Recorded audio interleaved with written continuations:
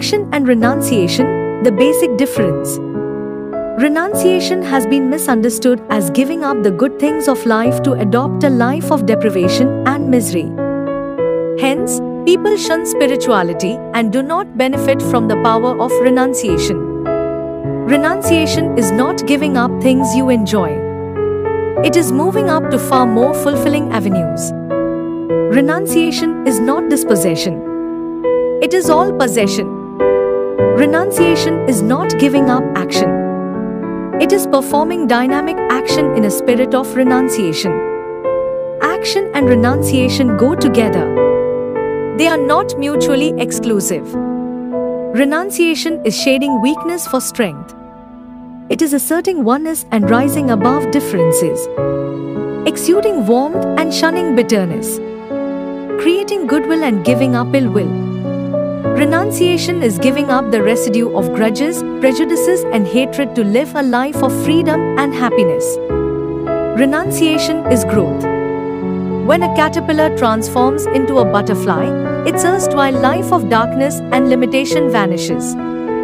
Similarly, you experience freedom, joy, and cheer and live a life of effortless excellence with renunciation. Sri Ramakrishna spoke of 4 types of fish that a fisherman encounters. The wise fish never gets caught. It sees the net coming and swims away. The second gets trapped but manages to break free. The third is ensnared but struggles to get out of the net. The fourth, oblivious to the life-threatening situation, bites the net and feels all is well. The 5th chapter of the Gita speaks of 4 types of people: the bhogi, yogi, sannyasi, and jnani. The jnani is ever free, never bound by the world. The sannyasi understands the danger of worldly entanglement and manages to steer clear.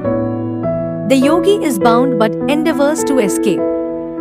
The bhogi is blissfully ignorant of the risks of worldly involvement and is content with instant pleasures that his life affords. The bhogi looks outward for happiness and gets only sorrow and disappointment. He is full of desire for objects of the world. The yogi has understood that happiness is a commodity not available in the world and begins the journey inward. He tries to reduce and refine his desires. A sannyasi is an evolved soul knocking at the doors of enlightenment. The jnani has reached the destination of infinite bliss. As you move up, you become more successful, experience greater happiness, and gain more power. A jnani has the option of operating with the body, mind, and intellect when needed, and retreat into the world of infinity when not required. The other 3 are stuck in the world. As soon as you embark on the spiritual journey, you become free from agitation and sorrow. Then you get released from the baggage of the past. You develop equality of vision towards all beings.